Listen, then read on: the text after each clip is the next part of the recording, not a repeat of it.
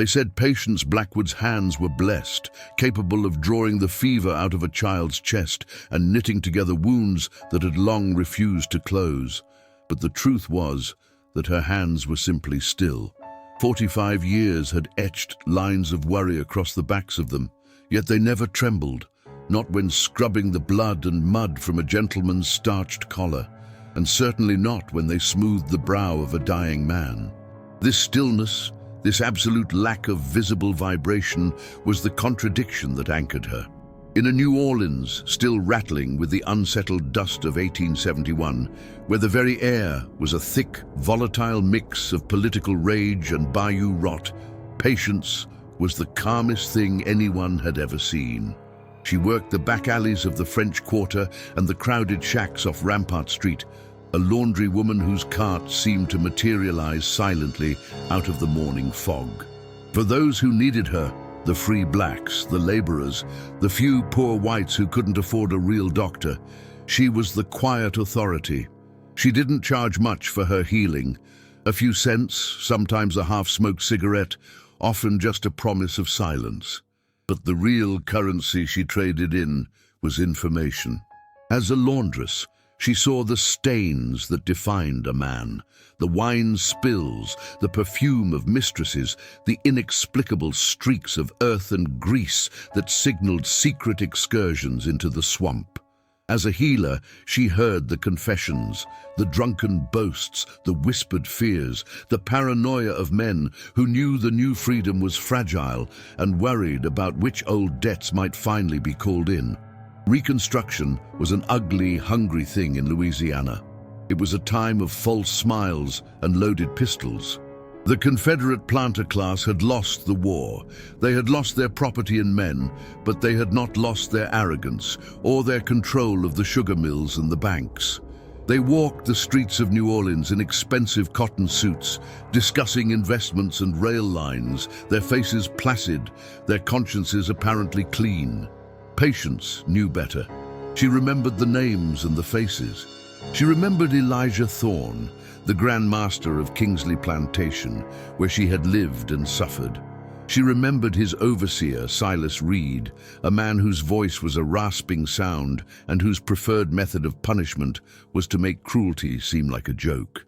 She remembered the faces of the three men who 13 years prior had turned her small children into ghost figures, figures that haunted the edges of the cypress swamps, where the water was black and smelled of ancient death.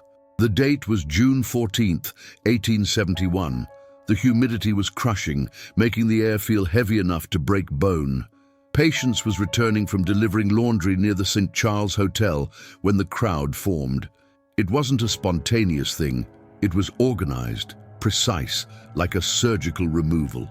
A young man, barely 20, named Amos from the lumberyard, was accused of stealing a silver pocket watch from a carpetbagger from Ohio.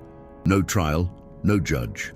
Just a sudden surge of noise, the sight of a rope, and the sickening sound of wood splintering as the small delegation of police conveniently looked the other way. Patience did not run. She did not scream. She stopped her cart and watched. Her focus was not on Amos, though the sight of his struggling form was a fresh, searing brand on her soul. Her focus was on the three men directing the operation, their faces flushed with the intoxicating blend of righteous anger and impunity. And there they were, Silas Reed, the former overseer, now dressed in the respectable attire of a warehouse manager, barking orders with the same arrogant authority he used to wield a whip. And beside him, Tobias Wells, a hired gun from the old days, now a precinct captain whose uniform lent him an unbearable legitimacy. The third man, the most dangerous, was not present at the rope, but he was always the architect, Elijah Thorne, whose black carriage was pulled up discreetly down the street, waiting to witness the spectacle from the shade. As Amos's body swung silently, a grotesque pendulum marking the slow death of justice in the South, Patience felt something inside her, something she had protected for 13 years, finally snap. It wasn't the sound of the young man's death that broke her. but the realization that these men believed they had successfully transitioned from one era of lawlessness to another, consequence-free. The system that protected them in 1858 was essentially the same system protecting them now. They will not pay the law, so they must pay the earth. The thought was chillingly quiet, a cool breeze passing through the furnace of her grief. It was the moment Patience Blackwood, the laundress and gentle healer, ceased to exist. In her place stood the Patience who had been waiting since the cold spring morning of 1858, when her two boys, Samuel and Josiah, aged 5 and 7, were used as an object lesson. The crime had been simple. Patience had hidden a runaway for 3 days in the cane fields. Silas Reed found out. Instead of punishing Patience directly, she was too valuable, too skilled, they took the boys. They didn't beat them. They administered a draught of poppy seed tea and whiskey, rendering them sleepy and pliable. And then, under the guise of an evening fishing trip, they dumped the two small, unconscious bodies into the deepest, darkest slough off the Kingsley property, where the alligators gathered and the mud swallowed everything. The official story was a tragic drowning, a careless mother. Thorne had even offered a perfunctory apology, a performance of masterly magnanimity that had tasted like ash. Patience was made to clean Thorne's hunting boots the next day, their leather still wet with the swamp water that had taken her sons. She did not weep. She did not plead. She simply internalized the truth. The brutality was not random, it was calculated, a message written in the language of ultimate loss. And now, 13 years later, the messengers were thriving. That evening, as the heat finally broke and the cicadas began their nightly screeching chorus, Patience returned to her small, tidy shack near the edge of the urban sprawl where the city gave way to the dense, wet wilderness of the Bayou St. John. She lived simply. The only luxury she allowed herself was a small, locked mahogany box, containing nothing of material value, but every document and scrap of memory she had meticulously collected. A faded list of Kingsley property acquisitions, a scrap of newspaper detailing the transfer of Silas Reed's deed, an old receipt for opium powder signed by Thorne himself. These items were not evidence for a court. They were coordinates for a destination. Patience sat at her small wooden table, the light from the oil lamp casting long, thin shadows across her face. She took out her ledger, the one she used to track laundry orders, the linens, the silks, the collars that needed extra care. Beside the names of her legitimate clients, she began a new list. 1. Silas Reed, warehouse manager, 3rd Street near the docks. Vice, gambling, drinking. Weakness, arrogance relies on brute force, not intellect. Location of crime, Kingsley Slough, 1858. 2. Tobias Wells, precinct captain, 3rd Ward. Vice, extortion, bribery. Weakness, fear of exposure, sloppy paper trail. Location of crime, Kingsley Slough, 1858. 3. Elijah Thorne, timber magnate. Vice, power, control. Weakness, legacy, needs to be publicly perceived as a gentleman. Location of crime, mandate oversight, 1858. The list was simple, clinical. It contained the raw data necessary for a systematic dismantling. Patience's plan did not involve guns or knives or confrontation in the daylight. Her weapon was the environment, the vast, unforgiving natural graveyard that bordered the city, the Bayou. The Bayou was the ultimate eraser. It took men who were drunk, men who were desperate, and men who were merely clumsy, and it claimed them with a silence that even the city police respected. In the chaos of reconstruction, a few wealthy men drowning in accidents, especially men with known vices, would raise no questions, only sighs of relief from their heirs. She began her preparations. Her duties as a healer required her to keep an inventory of herbs and compounds. She had roots for inducing sleep, teas for calming the stomach, and a small, potent bottle of belladonna, a beautiful, terrible flower capable of causing disorientation and hallucinations, leading a man straight off a narrow, muddy path and into deep water. She knew the dosages by heart. She had been practicing for years, refining her skill on stray dogs and rats, ensuring the compounds left no trace a common physician would ever look for. Her knowledge of poisons was not something she had learned from an old mambo. She had learned it from observing the careless prescriptions of the plantation doctor, and then, through tireless experimentation, improving upon them. Silas Reed was the first. He was the most direct link to the physical cruelty of the past, the one whose hands had held the children. He was also the easiest to isolate. Reed, despite his new respectability, loved the clandestine atmosphere of the backwoods poker games that sprung up on the fringes of the cypress groves, far from the watchful eyes of his wife and the city marshals. Patience used her laundry route to gather the necessary intelligence. 1 week after the lynching, she was delivering a freshly pressed uniform to a bartender on Dauphine Street. "Silas Reed, he comes in here often?" she asked, her voice low and even as she sorted the payment. The bartender, a nervous, sweating man named Louis, shrugged. "Every Friday like clockwork. Says he's going fishing, always smells of cheap whiskey and too much ambition." "And the cards?" Patience pressed. Louis leaned closer, smelling faintly of stale beer. "He's lost heavily lately, to a fellow named Granger. Granger runs a little operation out near the old Spanish Fort Road. Reed owes him maybe $500, enough to make him sweat, even with his new money. $500. Enough to make Reed desperate enough to take a meeting anywhere, under any circumstances." Patience began working on her disguise. She didn't need to change her appearance. She needed to change her purpose. She needed to look less like Patience Blackwood, the invisible laundress, and more like a necessary function of the Bayou's underbelly, a purveyor of secrets, a handler of shady deals. She invested the small savings she had kept hidden, dollars earned over years of healing and washing, into 3 things. A simple boat with a flat bottom, perfect for the shallow swamps. A map of the immediate area around Lake Pontchartrain, highlighting the confusing network of bayous and secondary channels, and a piece of expensive jewelry, a single emerald drop pendant, purchased carefully from a traveling Jewish merchant who asked no questions. The emerald was the lure. 2 weeks passed. Patience waited until the moonless night of a Thursday, a day Reed was known to be drinking heavily, but usually left early for his fishing trip the next morning. She slipped a small anonymous note into the pocket of his warehouse jacket, which she had picked up for cleaning. "Granger's debt settled.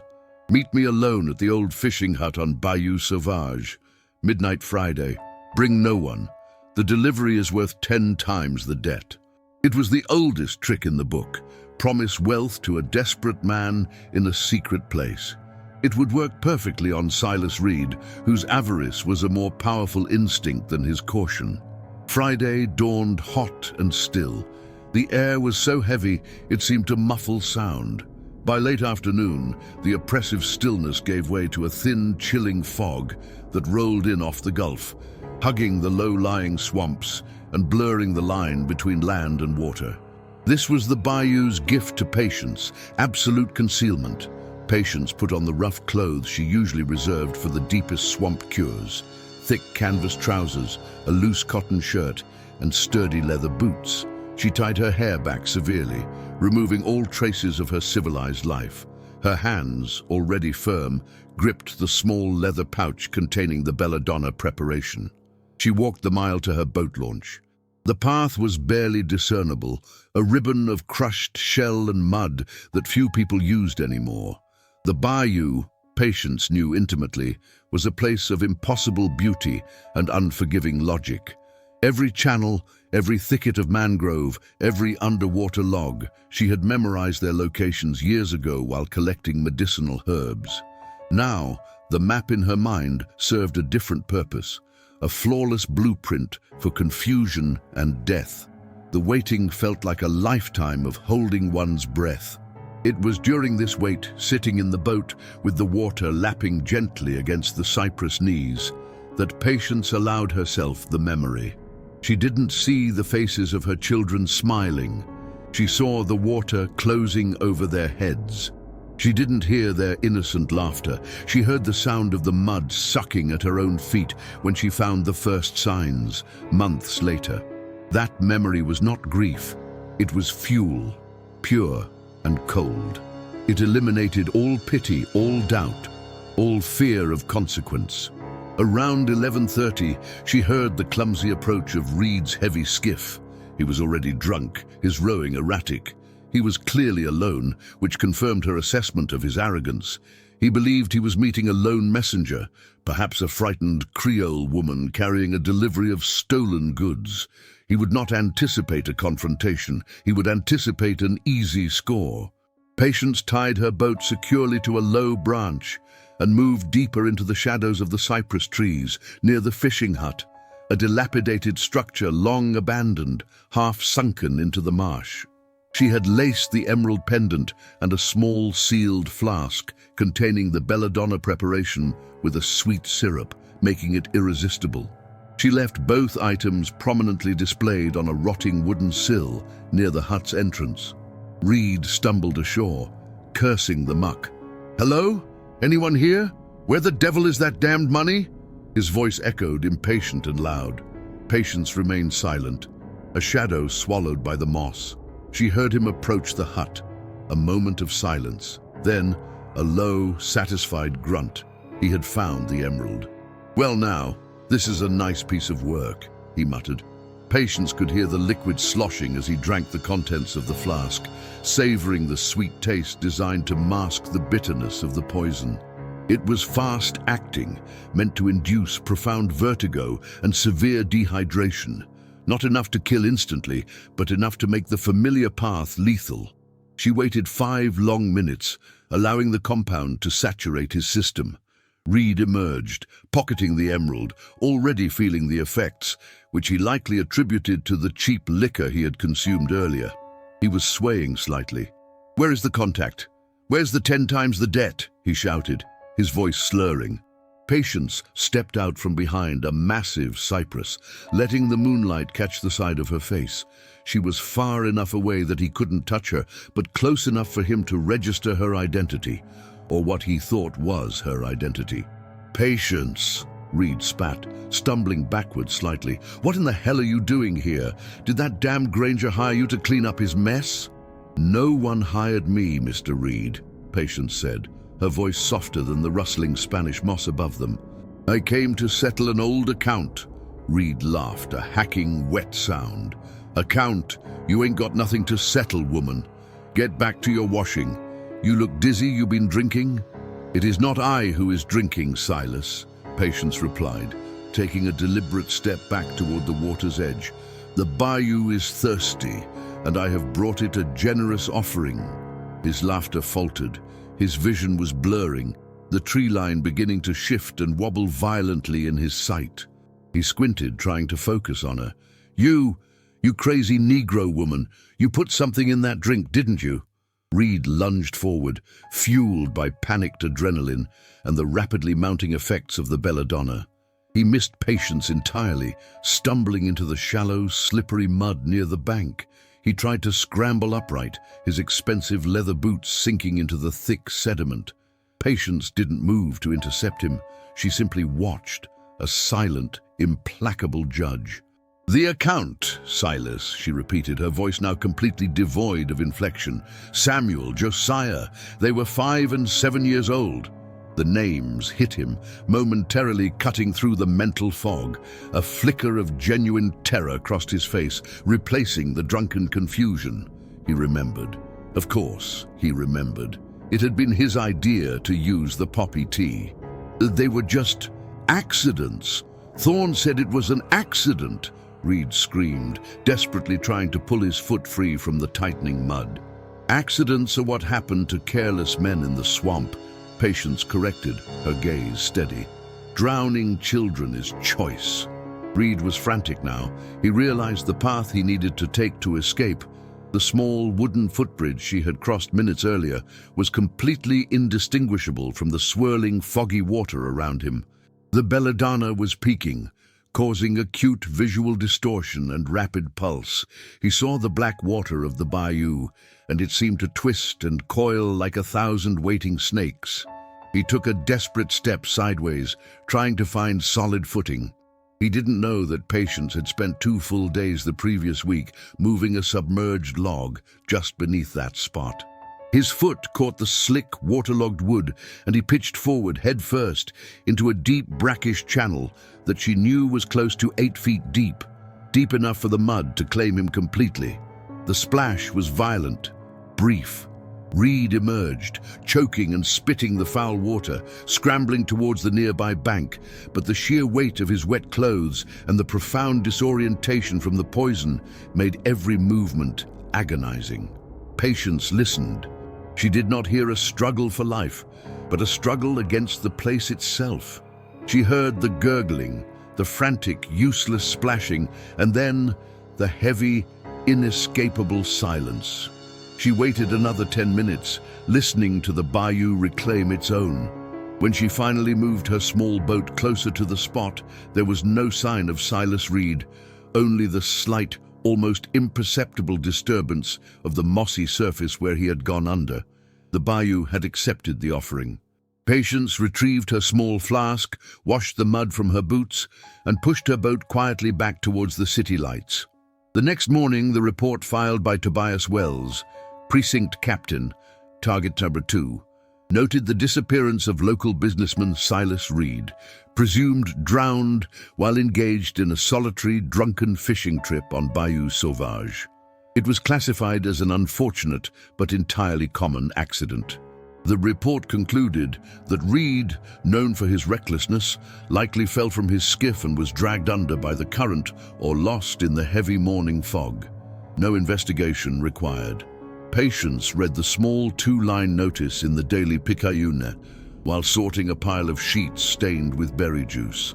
The words were a bitter validation. The system had already started erasing her crime for her. Silas Reed was gone. The score was won. But Patience knew this was merely the prelude. Reed was the easy one, the foot soldier. The next target, Tobias Wells, the precinct captain, required strategy involving the very laws he pretended to uphold. And Thorne, the master manipulator, required the patience of the bayou itself. Patience started charting Wells' movements. As a captain in the 3rd Ward, he was predictable, arrogant, and reliant on his uniform for protection. She needed to isolate him not physically, but bureaucratically. She needed to create a situation where his disappearance would not merely be an accident, but a consequence of his own corruption, something that would make his own colleagues reluctant to investigate too closely. She spent the following weeks compiling a detailed account of Wells' nightly rounds. He ran a small, lucrative protection racket, shaking down local businesses, both black and white, who couldn't afford real security. He kept meticulous, damning records of the payouts, not because he needed them, but because he enjoyed the power the knowledge afforded him. Patience learned that Wells kept this ledger, bound in red leather, locked away in a private desk drawer in his small office at the station house. This knowledge was the weakness. If Wells disappeared, and the ledger was suddenly exposed, detailing the bribes and extortions, the immediate official response would be to suppress the scandal, not search for the captain. But getting the ledger required entering the station house itself, an impossible feat for a black woman in that era, especially one who did not wish to attract undue attention. Patience realized she could not go in. She needed to send a replacement, an invisible messenger, someone who belonged there, but who saw nothing.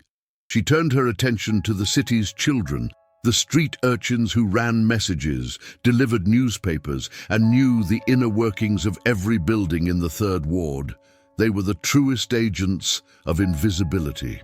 She found her courier in a sharp-eyed 12-year-old boy named Sonny, who often brought her the newspapers to use as wrapping paper for her finished laundry. Sonny was fast, silent, and desperately poor. Patience did not appeal to his morals. She appealed to his need. "Sonny," she said one afternoon, handing him a freshly pressed shirt for the local editor. "You know the station house, Captain Wells's office?" "Yes, ma'am. That's where he keeps his stick." "He has a small red book," Patience continued, her hands busy folding a collar. "It is valuable to him, but worthless to everyone else. If you can get it for me and bring it to this spot," she pointed to a specific drainage grate near the back alley of the station, "I will give you $25, enough to feed your mother for half a year." Sonny's eyes widened to the size of silver dollars. $25 was an empire. "But the office is locked, Patience, and the watchman sees everything." Patience smiled, a rare, cold gesture. "The key, Sonny, is to make the watchman look the other way. Wells likes his coffee sweet, yes? Very sweet. He drinks it every day at noon, and the watchman always takes a smoke break 10 minutes after Wells drinks his coffee. A small delay, just enough for the captain to be distracted and the watchman to be occupied." She then gave Sonny 3 things: a small, smooth piece of riverstone, heavy and cool, a packet of white sugar, and a tiny, almost invisible sliver of translucent, tasteless sap she had harvested from a specific local tree. "The sugar goes in the coffee, Sonny, when the captain is not looking. He will drink it, and within moments he will be busy, very busy. While the watchman is gone, you use the stone to crack the glass in the back window of the office. It must be silent, sharp, not enough to shatter, just enough to open a crack." Sonny, despite his youth, understood the gravity. "What if they catch me?" "They won't," Patience assured him, her voice unwavering. "Because you will be invisible. And when you open that crack, you will smear this sap around the edges. It smells faintly of mint, it repels flies, but it also happens to attract every wasp and hornet in the immediate vicinity within minutes. When the watchman returns, he will see the broken pane, the wasps, and assume it was just a local boy throwing stones at the window, a common nuisance, not a planned theft. But you, Sonny, will be long gone with the book." The elaborate ruse was necessary not just for the theft, but for the subsequent setup of Wells. Patience wasn't just planning a murder, she was composing an alibi for the victim's death, ensuring the world would believe he deserved it, or at least that his passing simplified matters. The ledger was the insurance policy, the execution was flawless. Sonny, motivated by the promise of the unimaginable sum, moved through the city with the grace of a young ghost. By 2 o'clock that afternoon, the red ledger lay on Patience's table. Wells, suffering from a stomach ailment of sudden and intense severity, thanks to the sugar and a few added herbs, had spent the critical 10 minutes occupied, utterly distracted from the minor break-in. The watchman, swatting furiously at the swarm of angry insects around the cracked pane, reported a juvenile mischief maker. Patience paid Sonny, watching the sheer elation on the boy's face as he counted the crumpled bills. She gave him strict instructions to leave the city for 3 days and spend the money on his mother's health. The red ledger, once opened, confirmed everything Patience suspected. Wells was not just corrupt. He was systematically targeting the recently freed black community, extorting them for their meager savings. The names of his conspirators were listed, as well as the dates he met with Thorne. Now, Patience had the motive and the means. Wells, desperate to retrieve the compromising ledger, would need to meet the thief alone, outside the jurisdiction of his fellow corrupt officers. She sent the note, this time through an anonymous courier she hired from the docks, a man who would never remember her face. It was short and terrifyingly specific. "I have your book. Bring $500 and the silver locket you stole from the Johnson woman. Meet me tomorrow night at the old Fort Macomb Causeway. Do not bring a single policeman. I will know." The Fort Macomb Causeway was an old, crumbling stretch of road that jutted out into the open water of Lake Pontchartrain, miles from any permanent habitation. It was known for its sudden, violent storms and its complete lack of cover. It was a place where a man could easily lose his footing and be swallowed by the dark water, especially if his legs were already heavy with the onset of paralysis. Patience packed her bag with different herbs this time, favoring a heavy dose of curare extract she had meticulously refined from imported seeds, a paralyzing agent that would stop a man's heart without leaving any internal trace of poison, appearing to be sudden cardiac arrest caused by environmental stress.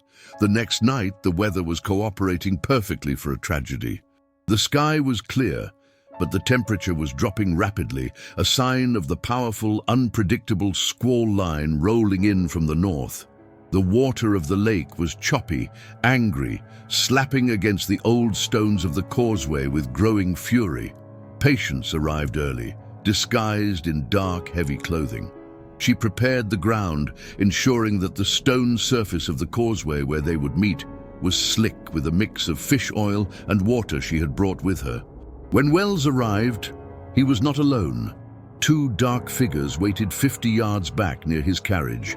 He was suspicious, but the red ledger, his career, his freedom, perhaps his life, was too important to abandon. He approached Patience, his face tight with controlled rage, his hand resting conspicuously on the butt of his service revolver. He saw only a lone figure shrouded in a dark cloak. "Where is the book, you thief?" Wells demanded, his voice a tight, aggressive whisper over the sound of the rising wind. "I brought the money and the locket." Patience stepped forward, allowing the faint light to illuminate her face, but keeping her body obscured by the heavy cloak. Wells stopped dead. The sight of the quiet laundress was a shock, but the real disturbance came from the profound stillness of her expression. She did not look fearful. She looked definitive. "Patience Blackwood. You were Silas Reed's woman, weren't you? You think you had something to do with that drunken fool drowning? You're making a serious mistake, old woman." Patience simply extended her hand. It held a small, antique silver locket, the very locket he had stolen. "You won't need the money, Captain Wells," she said, her voice carrying an unnatural authority over the rising wind. "I came for justice, the one that was due 13 years ago." Wells laughed, a harsh, nervous sound. "You think you scare me with ghost stories, old woman? I'm an officer of the law. Now give me the ledger." "The ledger is safe," Patience replied. "It ensures that when the Bayou takes you, your colleagues will mourn the scandal more than the man." She reached into her pouch, not for the poison, but for the heavy piece of riverstone she had given Sonny. Wells, expecting a weapon, drew his pistol. In the fraction of a second that followed, the wind suddenly intensified, ripping the cloak from Patience's shoulders, revealing her not as a frightened woman, but as a solid, muscular figure whose body was hardened by decades of labor. Wells fired, the shot going wide, obscured by the sudden gust of wind and spray. Patience did not flinch. She swung the riverstone, not at his head, but low, at his knees. The impact, coupled with the slick footing, was devastating. Wells screamed, dropping his gun, and collapsed onto the slippery causeway. Before his guards 50 yards away could even register what had happened, Patience forced the concentrated extract, administered via a small, sharp applicator she had disguised as a hairpin, into the soft tissue of his neck. The curare was immediate. Wells felt a wave of icy coldness spreading from his neck, his muscles suddenly refusing to obey the signals from his brain. He tried to speak, to yell for his men, but his lips and tongue were instantly useless. He stared up at Patience, his eyes wide with a terror that surpassed anything Silas Reed had felt. He was fully conscious, completely aware of the paralysis seizing his body, yet utterly mute. Patience knelt beside him, leaning close so that only he could hear her words above the roar of the wind, her breath cool against his ear. "Tell Samuel and Josiah I sent you, Tobias," she whispered. "Tell them you went the way of the cold heart." She stood up, kicked the useless pistol away, and with a terrible calm, used her immense physical strength to roll the paralyzed body of the precinct captain over the wet edge of the causeway. The heavy water of Lake Pontchartrain swallowed him without a splash, the waves immediately concealing the point of entry. The two men waiting near the carriage heard the single gunshot and then the abrupt silence. They rushed forward, but by the time they reached the spot, only Patience remained, her dark figure outlined against the roiling lake. They searched for Wells, but the wind and the waves were too strong, the water too deep. They found the discarded pistol and the scent of fear, but nothing more. Patience. Blackwood simply melted back into the shadows of the receding storm. 2 down, 1 to go. The destruction of Tobias Wells required a carefully orchestrated aftermath. Patience made her way back to the city, exhausted but utterly focused. Her second act of vengeance had taken 3 weeks of meticulous planning. The third, Elijah Thorne, would require months. He was the root, the foundation upon which the misery of Kingsley Plantation had been built. He was also the most visible and protected man in the city. She waited until the morning before the news of Wells' disappearance broke. Then she made her final move regarding the red ledger. She wrapped the book in oilcloth and deposited it into the hands of a junior clerk at the district attorney's office, an ambitious young man known for his hatred of police corruption. The clerk was told only that the book was found near the causeway and belonged to Wells. The impact was exactly as Patience had calculated. When Wells was officially declared missing 3 days later, presumed lost in the storm, the DA's office was already focused on damage control. The scandal that erupted over the ledger, the list of bribes, the extortion rings, the implicated officers, overshadowed the search for the body. Wells was not mourned. He was publicly disgraced. His presumed death, a convenient resolution to an embarrassing crisis. Elijah Thorne read the newspaper reports with cold fury. He was losing control. Reed, gone in a simple drowning. Wells, disgraced and vanished. 2 men intimately connected to the administration of Kingsley Plantation in 1858. Thorne, a man accustomed to seeing patterns where others saw chaos, felt the chilling hand of consequence tightening around his neck. He began to look for the author of the chaos, and his gaze turned not to the newly freed political radicals, but to the ghosts of his past. He sent his personal investigator, a burly, expensive man from Mobile named Duke, to Kingsley Plantation, hoping to find some physical evidence or testimony that might connect the 2 deaths. Duke returned empty-handed, finding only silence and ruin. Thorne was a formidable opponent. He did not succumb to paranoia. He sharpened his caution. He doubled his personal security, changed his routes to the timber mill, and communicated only through coded messages. He knew instinctively that the threat was not political or economic, but deeply personal. And Patience knew that to defeat Thorne, she had to stop being invisible. She had to become the very thing he feared, a specter of the past, deliberately manifesting in his world. She began to gather her own resources, focusing on the only thing Thorne truly valued, his public image and his connection to the natural environment. Thorne had always boasted that he could master the Bayou. He claimed to know its rhythms and its secrets. It was time for the Bayou to claim him instead.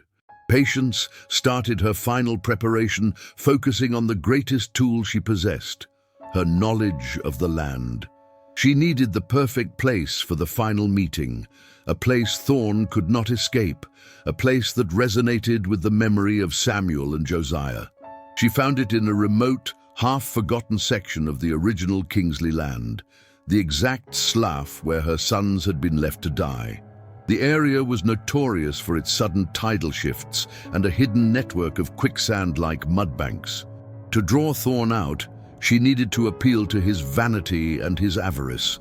She began to circulate rumors, vague and tantalizing, through the dock workers and the timber yards where Thorne's men congregated.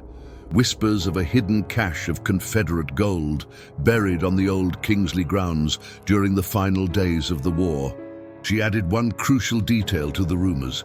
The map to the cache was being held by a woman who could only be met alone. A woman who feared the law more than she feared the swamp. Thorne heard the whispers.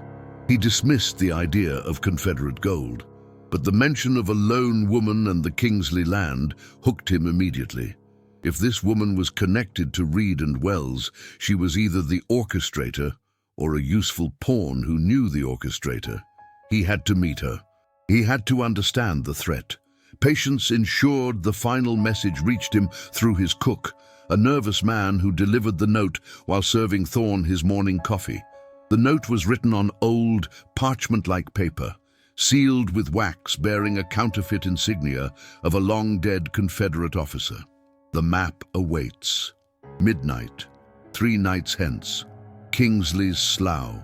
Come alone. The price is silence. Thorne didn't hesitate. He knew the risk was immense, but the threat of exposure, the thought that someone possessed the full knowledge of his past crimes, was a greater torment than any danger the swamp presented. He would meet the ghost. He would silence her. Patience watched the preparations from a safe distance near the timber mill. Thorne moved with calculated efficiency, ordering a small, specialized boat suitable for the shallow marsh, but keeping his intentions secret. He would bring a weapon, of course, and he would bring a guard, but the guard would be positioned far back, near the main road, meant only for protection during the journey, not for the confrontation itself. Thorne intended to handle this personally. 3 days later, the air was thick with the scent of an approaching hurricane, though the city papers predicted only heavy rain. Patience knew better. She knew the signs of the water rising, the aggressive pull of the tides. The Bayou was preparing its stage. She left her shack and walked toward the Kingsley land for the first time in 13 years.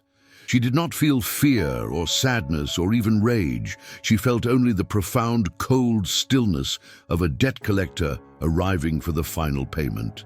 The stage was set for the last act, where the ultimate power of the Old South would confront the enduring memory of the lost. The air crackled with humidity and the metallic taste of pending storm, and Patience knew that by morning the earth would have claimed all 3 of the names on her list. The price of silence would be paid in full. The rain did not cleanse, it only muddied the already broken ground. Patience stood by the heavy oak window, tracing the silver filigree of the rain chain as water tumbled down, listening for the sound that would precede the chaos, the sharp, insistent rap of the debt collector's knuckles on the mahogany door, the sound of official ruin. It was still 2 hours till dawn, but the humidity of the impending storm had already wrung the strength out of the city. She had spent 3 years building this scaffolding of destruction, and every single plank, every rusted nail, was exactly where she needed it to be. Her fingers, still nimble from years of maneuvering needles and thread through stiff silks, now moved across a stack of bank drafts. They were promissory notes, carefully purchased over time through Silas, her connection in New York, who believed he was assisting a shrewd but legitimate Southern businesswoman investing in distressed assets. He was half right. The assets were certainly distressed now. The genius of her plan lay in its utter banality. No dramatic midnight raids, no poisonings, no open acts of rebellion, just pure, inexorable financial gravity. She had targeted the mortgages and collateral notes held by Master Hollis, Master Davies, and the aging Master Ashworth, the trio who had presided over the sale that had ripped her son Caleb from her side 15 years ago. They had thrived on the instability of others. Now they would drown in their own. Hollis, the most politically exposed, had leveraged his cotton fields heavily to speculate on railroad expansion into Arkansas. Davies, the brute, used land and labor as security for lines of credit he squandered on lavish furnishings and fast horses.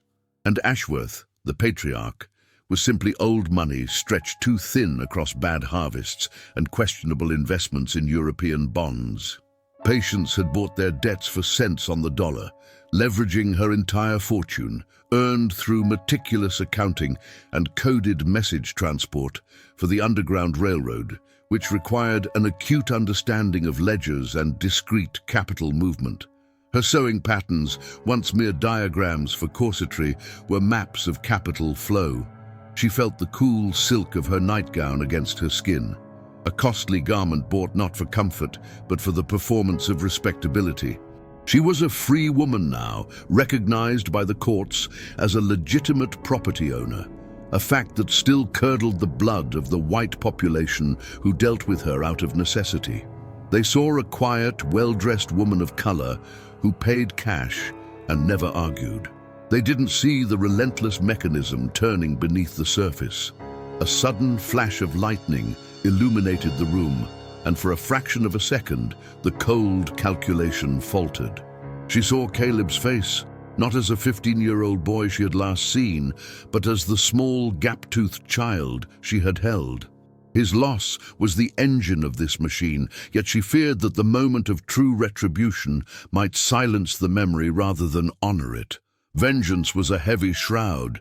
It kept you warm, but it choked the breath out of grace. The sound of a door creaking downstairs jolted her back. It was her houseman, a man named Jesse, who had been a runaway slave she had secured freedom for in exchange for absolute loyalty. Jesse was her eyes and ears in the city's docks and taverns. He knew every river pilot, every disgruntled clerk, and every whisper that mattered. He ascended the stairs silently, his face a mask of practiced neutrality. "Mistress Patience," he murmured, keeping his voice below the thunder's growl. "A message from Silas. Urgent." Patience took the sealed envelope, the wax still tacky. Silas, clearly rattled, had written in his hurried, looping script. "Hollis smells the wire. He's petitioning the state Supreme Court for an injunction against the foreign creditor, claiming predatory practices. He thinks it's New England abolitionist money trying to destabilize the market." This was the complication she had anticipated, but hoped to avoid. Hollis wasn't just wealthy. He was politically astute and deeply entrenched in the local judiciary. He wouldn't go down quietly. He would pull every lever he possessed, even if it meant exposing the shaky foundation of the entire regional economy.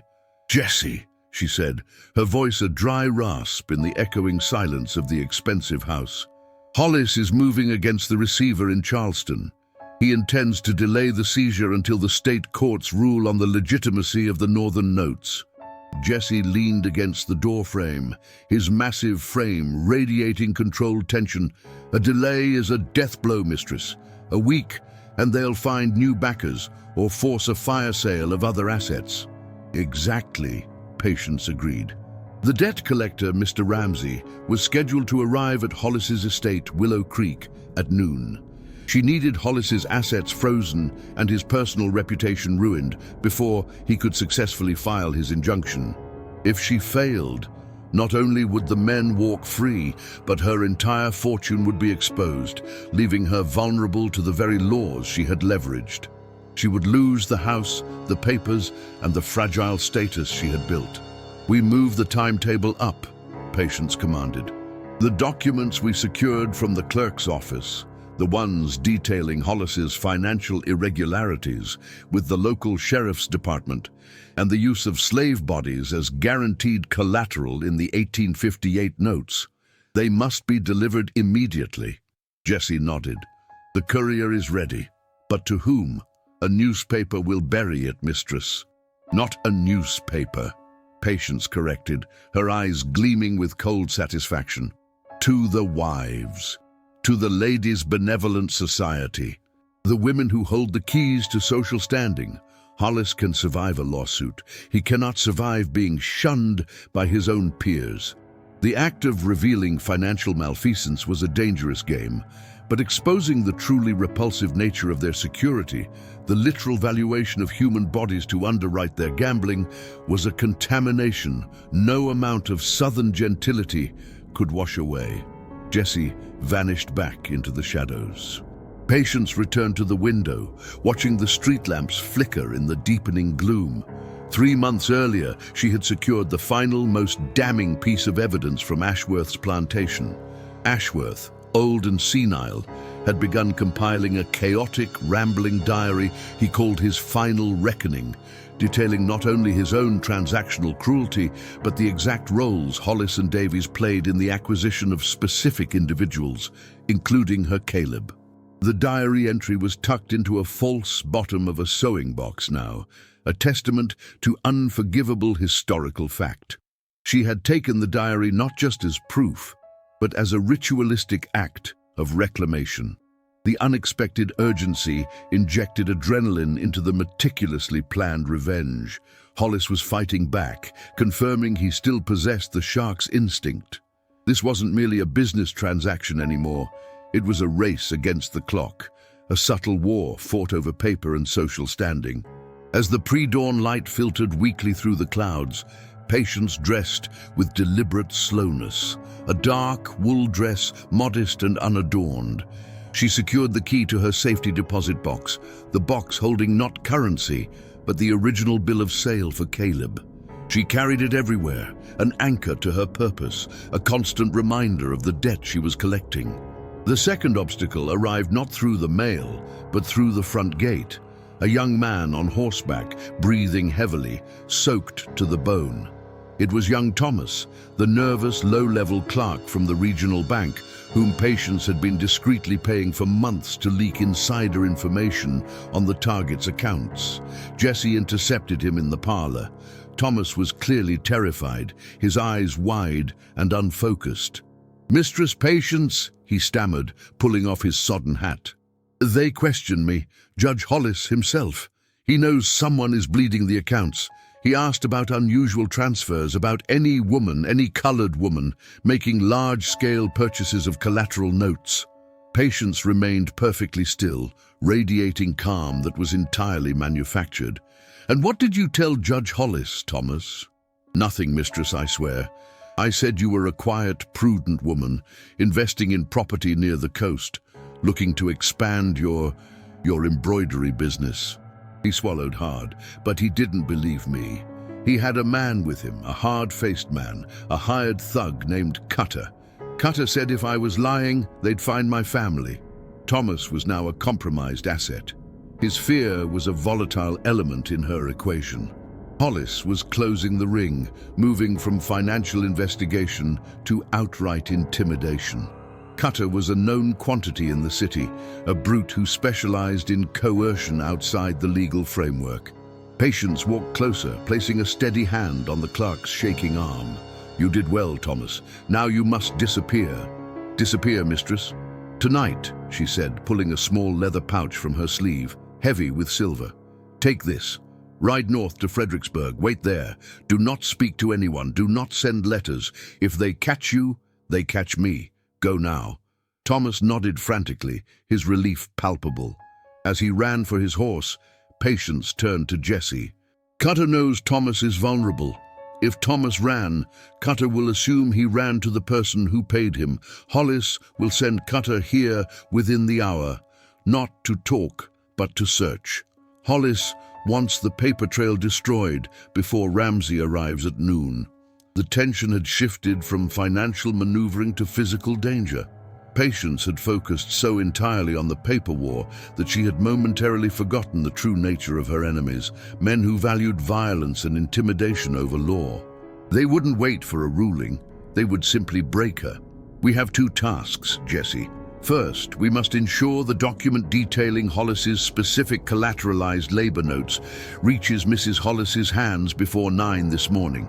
Second, we must ensure Cutter finds nothing of consequence here. The diary is safe, but the rest of the documentation, the notes, the receipts, they must leave the premises now." Jesse looked at the stacks of documents covering the mahogany desk. "Too much to move quickly, mistress, not without attracting attention." Patience walked to the massive grandfather clock that dominated the hallway. It was an antique, heavy and silent, stopped permanently at 11:59. She placed her hand on the back panel. "The clock has been waiting for this moment," she said simply.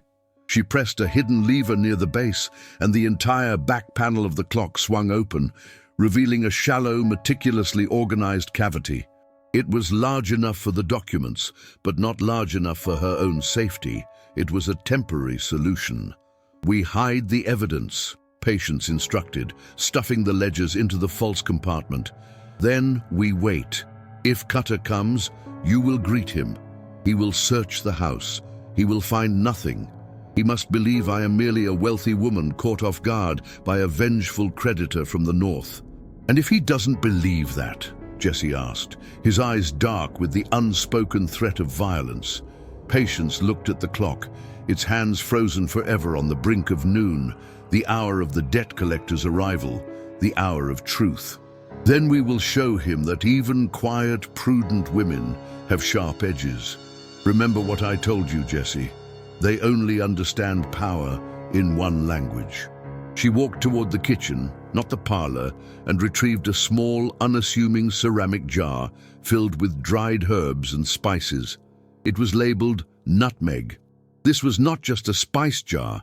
It contained a potent blend perfected over decades of watching, listening, and serving in the master's kitchens. It was the ultimate silent insurance policy. Hollis's arrogance was his weakness. He would send Cutter early, assuming a woman of color would panic and cooperate. Cutter would search the house, threaten Jesse, and leave empty-handed, reporting back that Patience was neutralized. That report would give Hollis false confidence to proceed with the injunction, believing the financial attack was the only threat. But the real threat wasn't financial. It was personal, and it was rooted in the betrayal of trust. Patience reviewed the final details of her plan for the other two men. Davies, who resided 20 miles out of the city, was expecting a delivery of fine Bordeaux wines that afternoon. Wines Patience had managed to intercept and alter subtly, enough to ensure a night of profound, debilitating illness, but nothing permanent.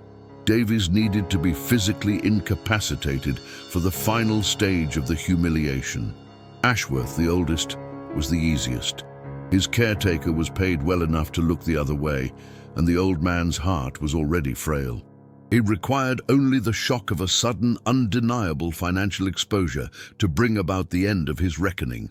Patience had ensured his bank manager, a timid man named Mr. Finch, would arrive precisely at 11 a.m.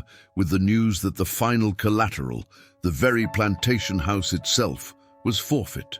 The complexity of the plan was a testament to her unique skills. The ability to manage vast, interlocking networks of people while remaining invisible, combined with a chilling capacity for calculation that surpassed simple bookkeeping. She was an artisan of chaos, using the financial tools of the white world against its own moral bankruptcy. A distant sound of horses and the crunch of carriage wheels on gravel drew her attention. Not Cutter yet. This was too grand for a hired thug. This was the carriage of Mrs. Hollis's maid, who was discreetly receiving the package of documents outside the gate under the pretense of collecting eggs. Patience watched through the lace curtain until the transaction was complete. The package was secured. The first volley had been fired directly into the heart of Hollis's domestic pride. Now, all that remained was the waiting for Cutter, and then the final countdown to noon. She climbed to the attic, where the air was thick and heavy, smelling of dust and dried lavender. She paused before a large, empty wooden crate, originally intended for shipping fine linens. She ran her hand along the splintered wood. This crate had been her initial means of escape when she first fled the plantation, stuffed among the cargo destined for Philadelphia. It had been her ticket to life, and now it was a reminder of the fragility of that life. If Cutter searched the house and found nothing, he would escalate. He would not stop until he found the source. Patience knew she had to be ready to leave, to become invisible again, if the plan went sideways. She was prepared to trade the house, the money, everything, for the completion of her vengeance. The house was merely a tool. The freedom was non-negotiable. She descended the stairs, finding Jesse waiting in the shadowed hallway, holding a short, heavy iron poker, not a weapon of defiance, but a tool of kitchen maintenance. "He's here," Jesse announced, his voice low and steady. One man, heavy boots, confident stride, no knocking. A crash echoed from the front door as Cutter kicked it inward, splintering the aged wood. The violence had begun, not with a whisper of financial ruin, but with the blunt force of the Old South asserting its right to intrusion. Patience gripped the ceramic jar, its contents dry and innocuous, yet holding the power to stop a man dead in his tracks. Cutter was a loose end that needed severing before the clock struck 12. The house was no longer a refuge. It was a battleground, quiet and elegant, waiting for the violence it was built upon to resurface.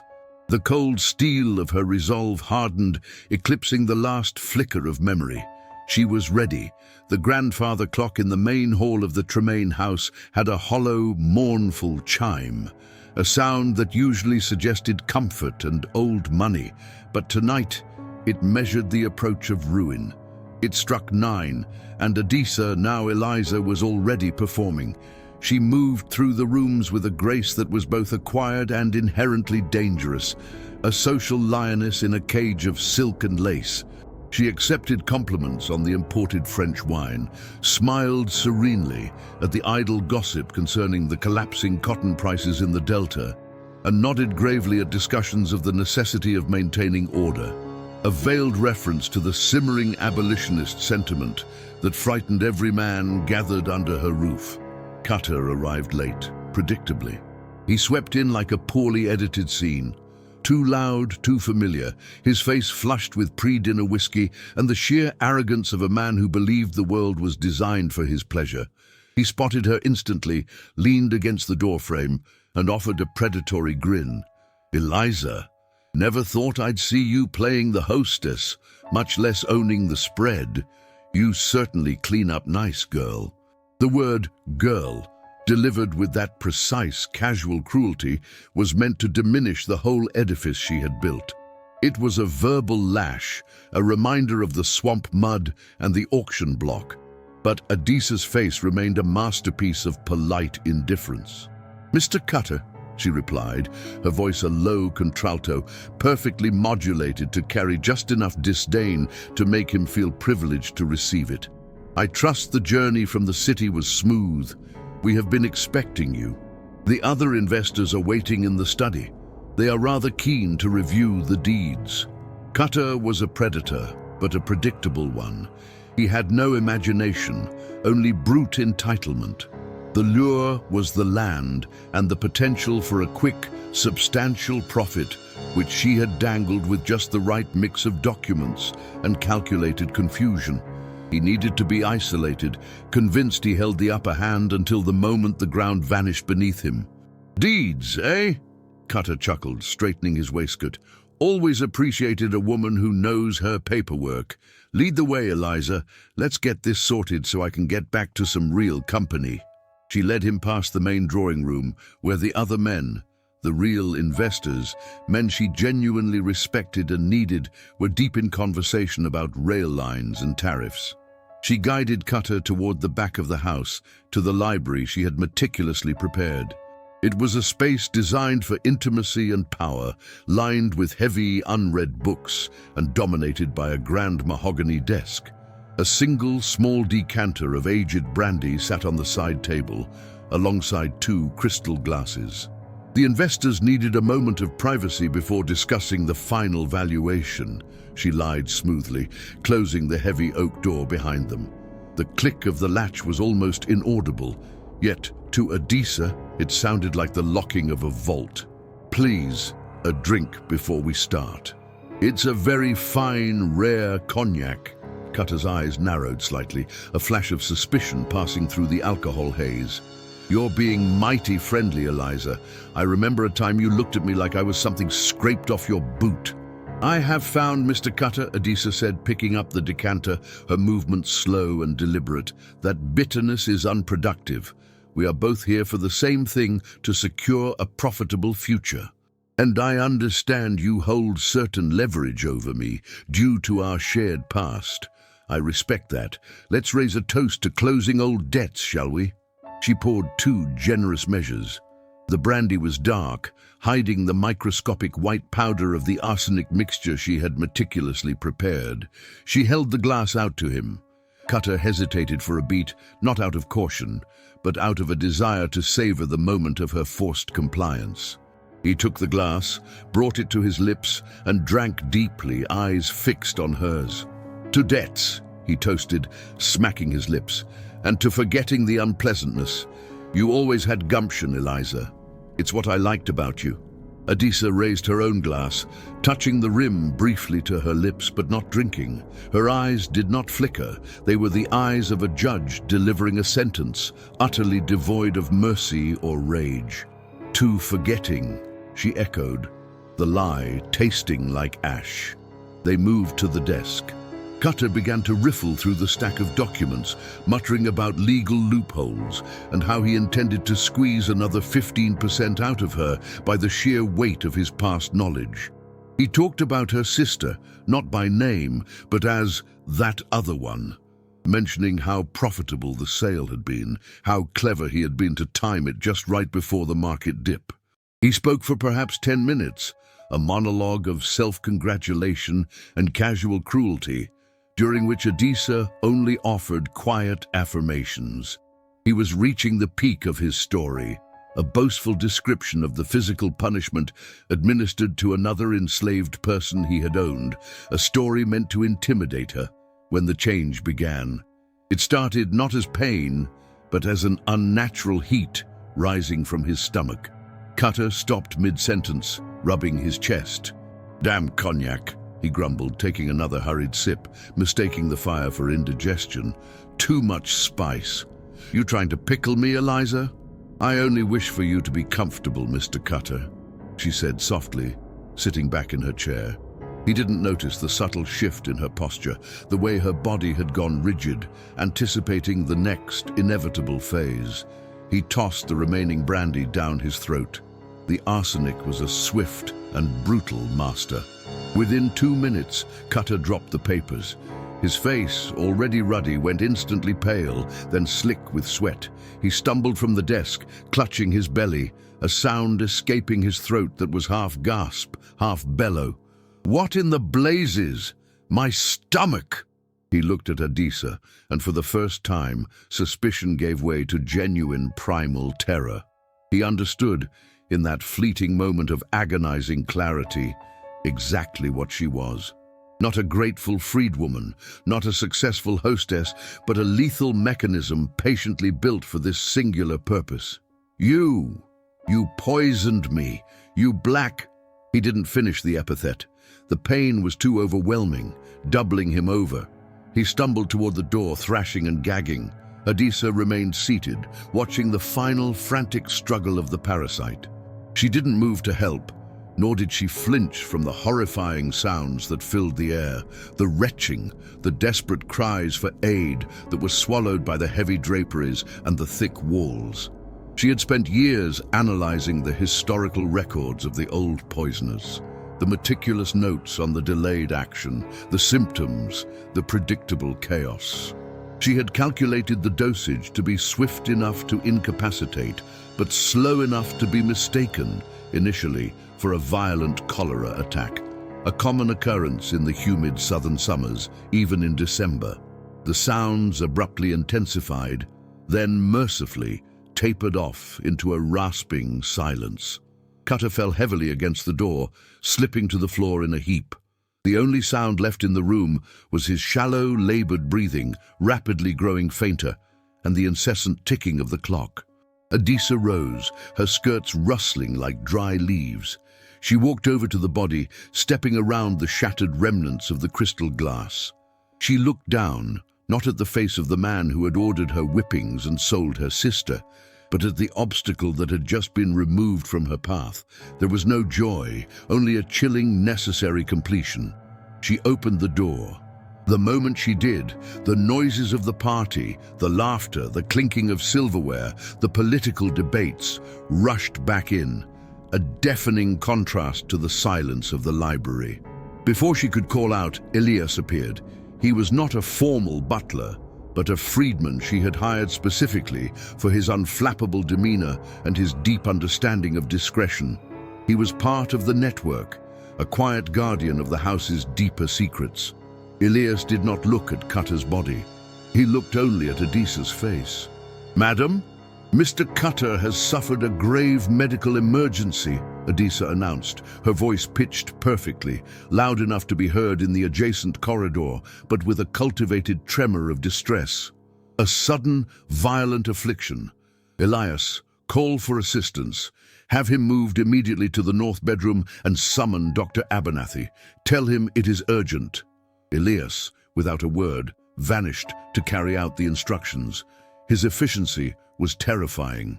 Within moments, two other men from Adisa's hired staff, also trusted members of the unseen organization, entered the library.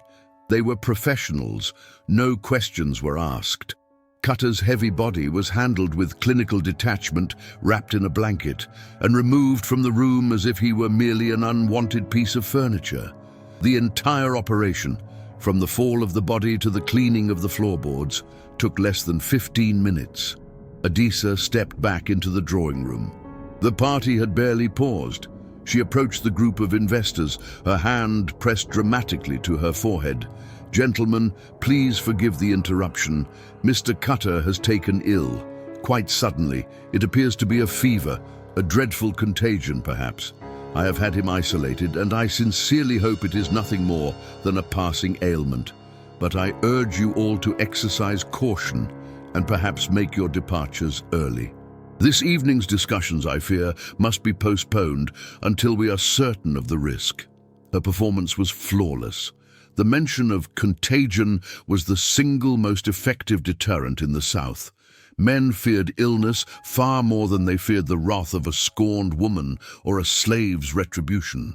The investors, wealthy and deeply worried about any interruption to their economic continuity, quickly agreed.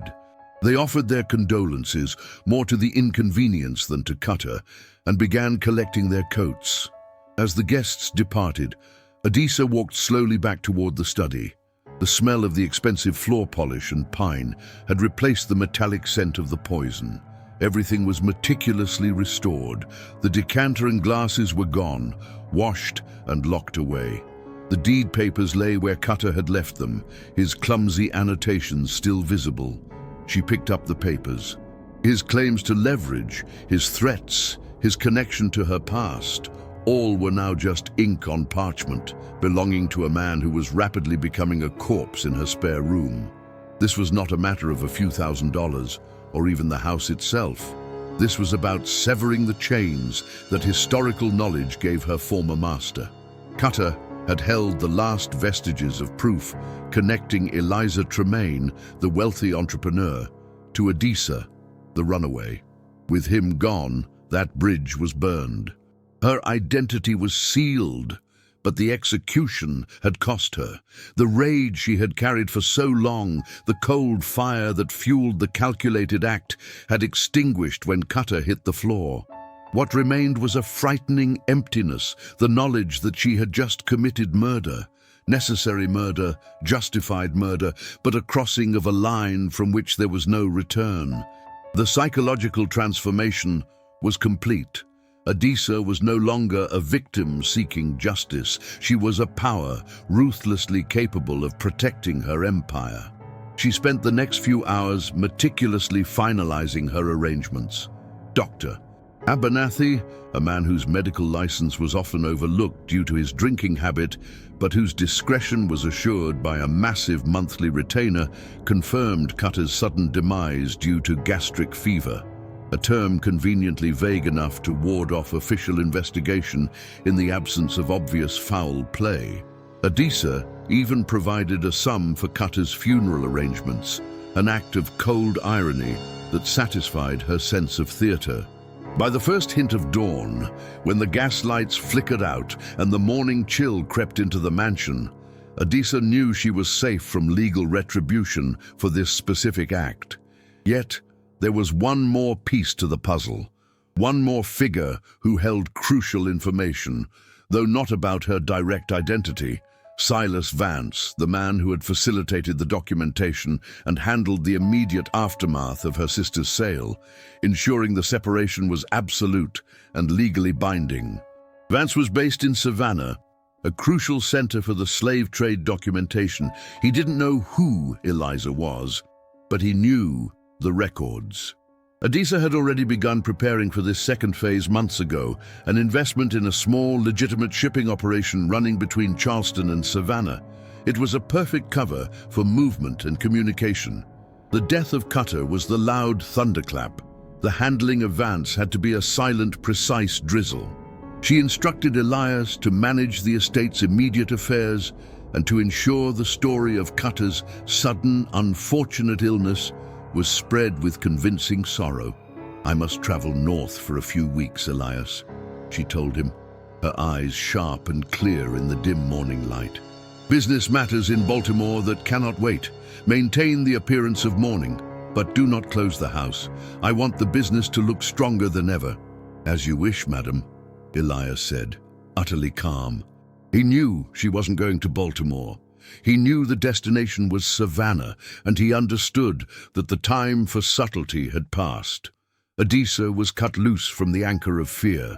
She was sailing into the deep water now, and there was no harbor for retreat. 3 days later, disguised as a modest, well-to-do widow traveling on business, her hair tucked, wearing a heavy plain woolen cloak, Adisa boarded a steamer bound for Savannah. The sea voyage was a necessary purgatory, a separation from the site of her violent genesis. She stood on the deck, watching the Carolina coastline recede, feeling the salt spray on her face. Her victory over Cutter had been complete, brutal, and profoundly isolating. She had avenged the past, but the future required more than vengeance. It required structural destruction of the mechanism that had created men like Cutter. Silas Vance was merely a cog, but a vital one, holding the keys to the archival truth of who she was and who her sister had been. Vance was a meticulous man, a clerk by trade, driven by greed and a pathological obsession with order. His office, she knew from discreet investigation, was a cramped, sweltering space near the docks, filled with ledger books and the stale smell of ink and mildew. He kept duplicates of everything, paranoid that the volatile economy or the chaos of the war rumors might cost him his records. These ledgers, the actual transaction records detailing the sale of her family members, stamped and notarized, were the only surviving evidence that could definitively link her legitimate, wealthy life to the criminality of her past. Cutter's death secured her present.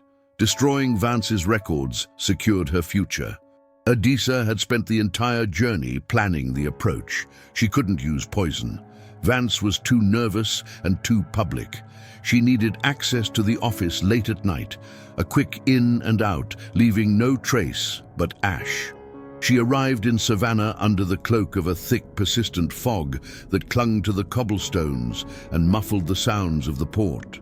She took lodging in a respectable but anonymous boarding house far from the bustling center and immediately set about the work. Her disguise was effective, transforming her from the formidable Charleston proprietress into a forgettable woman of quiet means. She spent the next 2 days simply observing Vance's routines. Silas Vance was a creature of habit. He closed his office exactly at 7:30, locked up with a set of 3 distinct keys, and walked 2 blocks to a miserable tavern where he drank weak beer and read the local Gazette until 10. His predictable nature was his weakness, and Adisa intended to exploit it with surgical precision. On the 3rd night, the fog was denser than ever, a perfect shroud. At 7:35 p.m., Adisa watched Vance lock the 3 distinct locks, a heavy padlock, a standard bolt, and a simple latch, before shuffling off towards the tavern. Adisa waited until the echoes of his footsteps had vanished. She was not a professional thief, but she possessed a skill far more valuable, patience derived from decades of suppressed expectation, and hands trained by the intricate work of the loom and the delicate application of poison, hands that had learned precision From the inside pocket of her cloak, she produced two small, highly polished steel picks and a simple lever she had commissioned from her own ironmonger weeks prior, under the pretense of needing a tool for a lockbox. The latch was simple, the bolt standard issue, but the heavy padlock, a recent addition, required absolute silence and focus. Adisa knelt on the damp cobblestones, the fog swirling around her head, obscuring her from the occasional passing watchman. She listened only to the faint metallic clicks as she worked the pins inside the tumbler. The cold soaked into her knees, but she barely noticed. All the ambient noise of the port faded, the screech of gulls, the distant hum of the shipyard, the rumble of barrels being rolled. There was only the sound of steel finding its mark. Click! A pin settled. She remembered the feel of the rough cotton under her fingers when she was just a child. The repetitive motions that were meant to break the spirit, but which she had transformed into a rhythmic meditation. She transferred that same focused rhythm to the lock. Click, click. After what felt like an hour, but was likely only 10 minutes, the heavy padlock sprang open with a soft, final sigh. Adisa rose, her heart beating a heavy, slow rhythm against her ribs. She replaced the picks, pulled the heavy door open, and slipped into the musty darkness of Vance's office. The air inside was stale and heavy with the smell of old paper. She lit a single small oil lamp, keeping the flame low. The room was exactly as she had imagined, chaos stacked against paranoia. Ledgers were piled everywhere, reaching almost to the ceiling, cross-referenced with twine and faded labels. She didn't need to read all of them. She knew Vance's system. He kept the records of high-value transactions, families split up, skilled laborers, children sold into specific industries, in a secured cabinet beneath his main desk. Those records were the most dangerous, the ones most likely to be referenced by distant buyers decades later. She moved the heavy oak chair, revealing a small, reinforced metal cabinet. This lock was smaller, more sophisticated. Adisa placed her ear against the cool metal, listening to the delicate internal tumblers as she began to probe the mechanism. This was the climax of her long war. Cutter had been the personal debt, the required sacrifice. Vance and these records were the structural weakness, the key to the future. If she destroyed this paper trail, her family's tragedy would become simply a memory, untraceable by the legal arm of the state. The lock proved stubborn. Twice she almost slipped, the pick skittering and threatening to snap. Her forehead beaded with cold sweat. She heard a distant bell ring, 8:30. Vance would return at 10. She had barely an hour and a half. She recalled the face of her sister, the last fleeting image of her being pulled away, eyes wide and silent. That memory, usually kept locked deep in a sterile compartment of her mind, now flooded her senses, lending a terrifying, almost physical strength to her fingers. With a final, decisive movement, the cabinet lock yielded. Adisa opened the door. Inside, stacked neatly, were dozens of small, heavy ledger books bound in worn leather. She didn't have time to inspect them all. She grabbed the topmost 10 volumes, the ones clearly marked with recent dates and the letters CS, Charleston Sales, and F, Family Dispersals. She had brought no torch. Fire would draw too much attention in the dense fog. She had prepared a different, equally effective method. From a velvet pouch, she pulled out small, carefully measured packets of acid powder, designed to dissolve paper quickly and thoroughly when exposed to liquid. She found an empty ceramic basin usually used for washing ink stains. Adisa tore out the crucial pages, the manifest containing her name, her sister's name, the dates of the transactions, and the locations of the buyers. She placed the brittle, damning paper into the basin. She then produced a flask of distilled water. As she poured the water onto the acid powder, a violent, noxious hiss immediately erupted. The resulting chemical reaction was fast and hot. The paper began to dissolve almost instantly, turning into a steaming, bubbling black sludge. The smell was acrid, burning the back of her throat. Adisa stood over the basin, watching the last pieces of documented truth turn to vapor. The records that had defined her status as property, the legal chains that bound her identity, gone. When the reaction subsided, there was nothing left but a pool of thick black liquid, easily poured into the sewer drain outside. She placed the empty ledger books back into the cabinet, relocked it, replaced the chair, and checked the office one last time. No traces of water, no acid burn marks, only the familiar musty smell of old ink. She relocked the outer door, placing the heavy padlock back on its latch, pulling it tight to ensure it appeared undisturbed. The street was silent. The fog still held. Adisa walked quickly, silently, toward the docks. She was not returning to her boarding house. She had arranged passage on a small, fast schooner departing for Charleston before sunrise, ostensibly carrying agricultural implements. She reached the pier just as the first crewmen began stirring. She paid the captain the exorbitant fare without haggling. Stepping aboard, she looked back at the shrouded city of Savannah, a city built on the meticulous accounting of human misery. She felt the emptiness again, the profound spiritual vacuum left by the necessary acts of violence and destruction. She was free, financially untouchable, legally untraceable. But as the schooner pulled away from the dock, catching the faint morning breeze, Adisa realized something terrifying. The wealth, the houses, the clothes, they were merely walls she had built around herself. She had spent 2 decades destroying the mechanisms of her own enslavement. Now truly free, she had to face the most difficult question of all. What did a woman do when she had finished the necessary killing? What did she build when the foundations of her life were laid in ash and bone? The boat pitched slightly in the open water. Adisa was alone, watching the sun rise over the Atlantic, knowing the fight had been won, but that the meaning of her life was still dangerously undefined. The vast, empty horizon stretched before her, an unforgiving canvas upon which she was finally truly free to paint her own history. The fishing sloop, appropriately named the Shadow, dropped Adisa off 3 miles south of Providence, Rhode Island. She wore the clothes of a destitute Irish widow, a convenient disguise in the northern states of 1856. The captain, a taciturn man named Silas, who cared only for the weight of the sack of jewels Adisa had given him, did not ask questions, nor did he make eye contact. He simply nodded toward the muddy bank and said, "Best run fast, woman. Nobody knows what you are, but they know what you look like." Adisa did not run. She walked with the slow, deliberate stride she had perfected in the kitchens of the South, a pace designed to suggest subservience but conceal calculation. She carried nothing but the clothes on her back and the canvas sack, heavy with gold coins that represented the very bones of the Kingsley estate.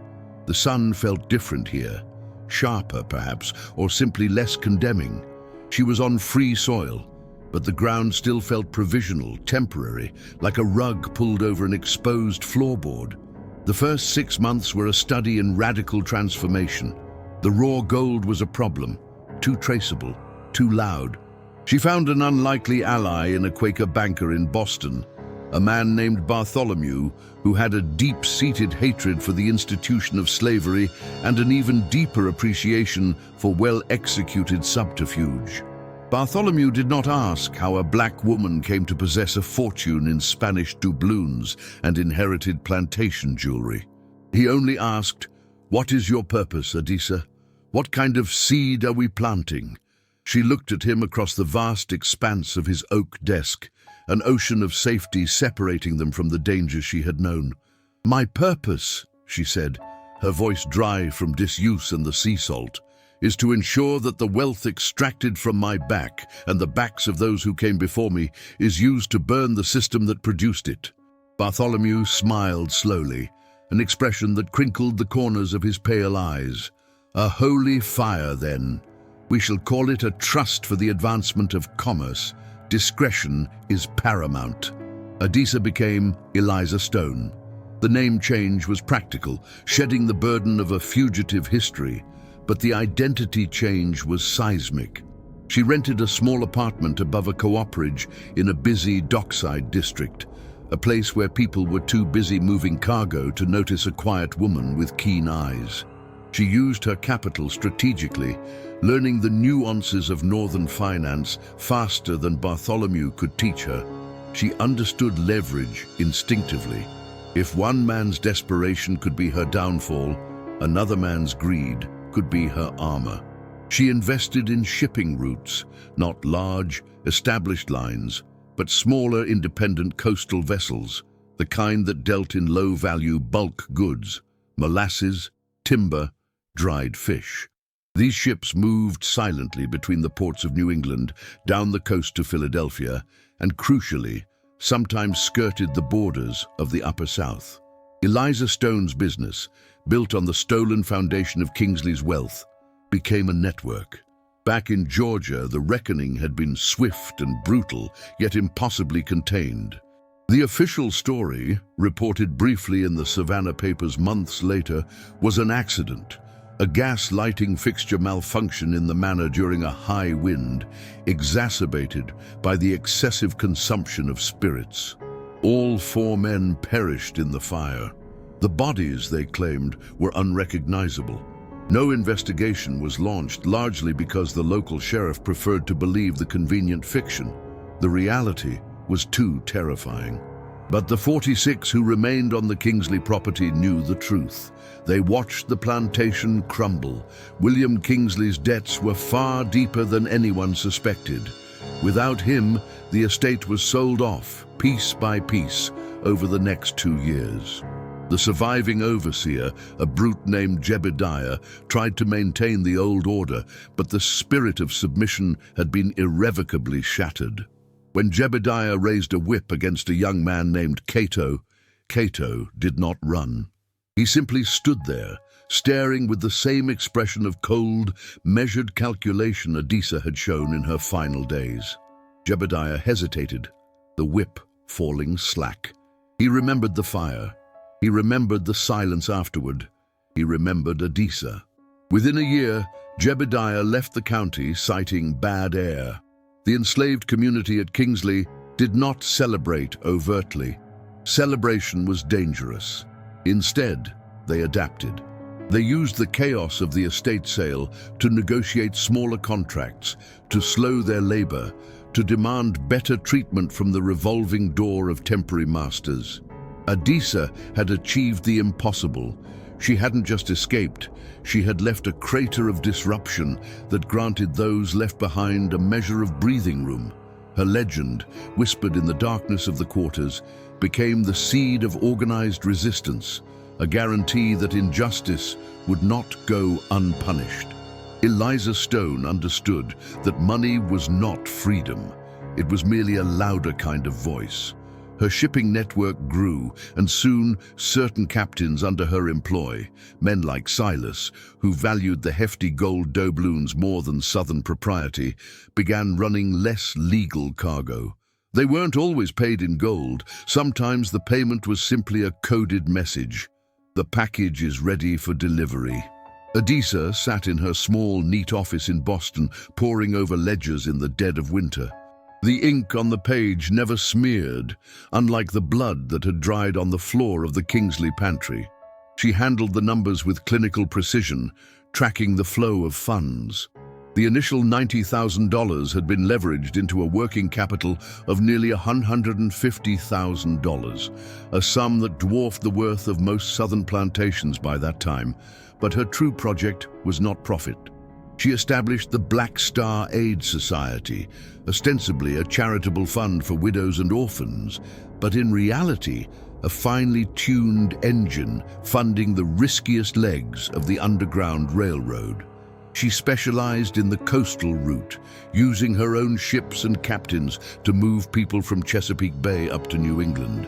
She wasn't a conductor, she was the architect who supplied the trains. One foggy evening in 1861, just weeks before the secession crisis exploded into open warfare, a small family arrived at the Boston docks.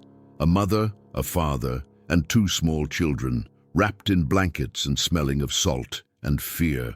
They were exhausted, broken, but alive. Adisa was there, disguised again, this time as a dock supervisor, holding a lantern against the mist. The father, a tall man whose eyes held the vacant horror of deep trauma, tried to speak, tried to offer thanks, but the words caught in his throat. Adisa placed a firm, steady hand on his arm. She didn't look at his face. She looked at his feet, then at the dirt beneath them. "You owe nothing," she stated plainly. "We simply corrected an overdue account." She had long since discarded the needle and thread, the tools of her former life as the seamstress. But she still measured things, the space between the free and the enslaved, the necessary cost of justice, the psychological distance required to move from victim to executioner to benefactor. Her greatest realization came years into her freedom, in the summer of 1863, after the Emancipation Proclamation had legally changed the landscape, if not the reality, of the South. She was reading a Boston newspaper clipping about a skirmish in Virginia. The article mentioned casualties among the United States Colored Troops, USCT. It was a minor footnote in the grand scale of the war, but it struck Adisa with the force of a revelation. Vengeance, the sweet, cold justice delivered to William Kingsley, had been an act of survival, a necessary surgical excision of immediate danger. But vengeance was finite. It ended when the target ended. The meaning she had sought that morning on the Atlantic horizon was larger. It was redemption, purchased not with repentance but with resources, her trust-funded education initiatives for newly freed men in border states. It bought land, leased tools, and hired lawyers, always discreetly, always anonymously. She refused to be a public face, understanding that her greatest strength was her calculated invisibility. She never remarried. She never had children. The risk was too high, the commitment to her mission too absolute. She was a single, terrifying force of nature, driven by the memory of the 88 days of planning, the cold clarity of the poison, and the silence of the 46 who carried her memory. Adisa Stone lived to see the Union victory, the ratification of the 13th Amendment, and the slow, agonizing start of Reconstruction. She had witnessed the ash and bone of her beginnings turn into the fertile ground for new growth, a garden painstakingly tended with the blood money she had earned through necessary murder. In her final years, she was known simply as a generous, enigmatic philanthropist in Boston circles, a woman who had somehow made a fortune in coastal shipping and who never spoke of her past. Her hands, which had trembled for years after her escape, were now entirely steady. They held the pen that signed the endowments, the checks that financed the future. One chilly November evening in 1887, she sat by a window overlooking the harbor. The ships she owned bobbed gently on the tide, the quiet rhythm of commerce continuing. She felt the chill of the years, the deep weight of the choices made. A young assistant, concerned about her comfort, brought her a fresh shawl. As he settled it around her shoulders, he asked, "Miss Stone, you have given so much away. Surely you should keep something for yourself?" Adisa, nearly blind now, turned her face toward the sound of his voice. Her face, etched with lines that spoke of both deep suffering and extraordinary will, held a look of profound peace. "I kept the most important part," she whispered, her voice barely audible, thick with the unshakable certainty of a life that had defined itself. "I kept the ledger, the price of one man's life weighed against the liberation of thousands. And I found, young man, that the balance sheet finally, impossibly added up in my favor." She closed her eyes, the last true seamstress of the South, having sewn her own history back together, one silent, powerful stitch at a time. The legacy was not the wealth nor the shipping company, but the simple, undeniable fact that she had managed to steal back the most valuable commodity of all, agency. And she used it to undo the world that created her.